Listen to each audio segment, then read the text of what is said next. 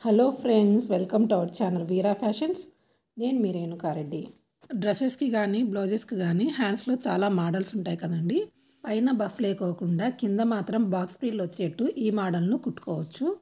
Hands కోసం క్లాత్ను close మన side ఉండేట్టుగా పెట్టుకోవాలి. ఓపెన్స్ మనకు ఆపోజిట్లో ఉండేట్టుగా పెట్టుకోవాలి.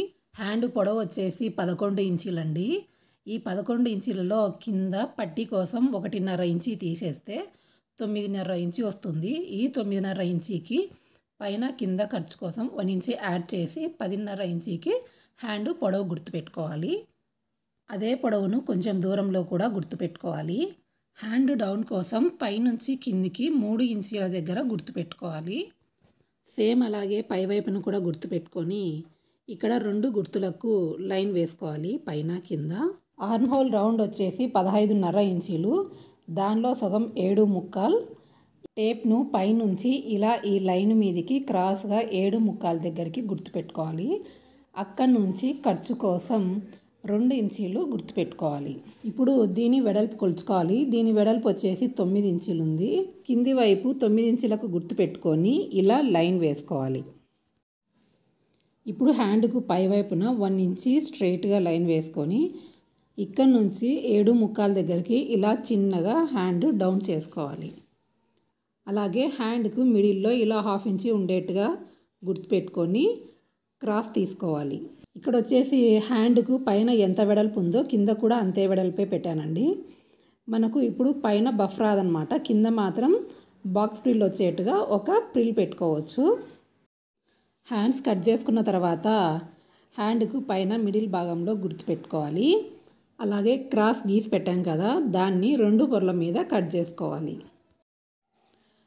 ఇప్పుడు హ్యాండ్స్కి కింద పట్టీ కోసం ఎక్స్ట్రా క్లాత్ను కట్ చేసుకోవాలి. హ్యాండ్ రౌండ్ వచ్చేసి 9 ఇంచీలు. ఈ 9 ఇంచీలలో సగం 4.5. ఇది నేను డ్రెస్ కోసం పెడుతున్నాను కాబట్టి ఒక 1/2 ఇంచీ లూజ్ తీసుకుంటున్నాను. ఎక్స్ట్రా కోసం 2 ఇంచులు యాడ్ చేస్తే మొత్తం 7 ఇంచీలు వరకు ఈ క్లాత్ను ఫోల్డ్ చేసుకోవాలి. ఇప్పుడు హ్యాండ్ పొడవు కట్ చేసేటప్పుడు 1.5 ఇంచీ మైనస్ చేశాం కదా, ఆ 1.5 ఇంచీకి డబల్లో 3 ఇంచీలు తీసుకొని ఖర్చు కోసం 1 ఇంచీ యాడ్ చేసి 4 ఇంచీలకు కింది నుంచి పైకి గుర్తుపెట్టుకొని అలాగే ఇక్కడ కూడా గుర్తుపెట్టేసుకొని లైన్ గీసి కట్ చేసుకోవాలి. ఇప్పుడు దీన్ని ఎలా కుట్టుకోవాలో చూద్దాము. ముందుగా నేను ఇక్కడ క్లాత్కు లైనింగ్ వేసి కుట్టుకున్నానండి. కింది దానికి మాత్రం లైనింగ్ వేసుకోలేదు. పైదాన్ని ఇలా మిడిల్లోకి ఫోల్డ్ చేసుకొని మిడిల్ గుర్తుపెట్టుకోవాలి. అలాగే కింద పట్టీని కూడా మిడిల్లో గుర్తుపెట్టుకోవాలి. మనకి ఇక్కడ హ్యాండ్ లూజ్ వచ్చేసి పట్టీ మీద కరెక్ట్గా పెట్టాము. అందుకనేసి ఈ హ్యాండ్ను ఇలా వెనక్కి మర్చుకొని హ్యాండ్కి ఇక్కడ చివరి నుంచి క్లాత్ను పెట్టుకొని ఇక్కడ పట్టీ పైన ఎక్కడైతే మిడిల్ గుర్తు పెట్టామో అక్కడికి గుర్తుపెట్టుకోవాలి. ఈ గుర్తు నుంచి పైన ఉన్నదంతా ఎక్స్ట్రా క్లాత్ అనమాట. ఇక అక్కడి నుంచి పైకి ఒక 1/4 ఇంచు పైన గుర్తు పెట్టుకొని స్ట్రైట్గా లైన్ వేసుకోవాలి. ఇప్పుడు దీన్ని కింది నుంచి పైకి 2 సార్లు కుట్టుకోవాలండి. ఇలా కుట్టుకున్న తర్వాత క్లాత్ను ఇలా వెనక్కి పెట్టేసి మనం మిడిల్ గుర్తు పెట్టాం కదా, ఆ గుర్తును ఈ కుట్టు దగ్గరికి పెట్టుకోవాలి. తర్వాత పట్టీ క్లాత్ ఇది వచ్చేసి రాంగ్ సైడ్ అండి.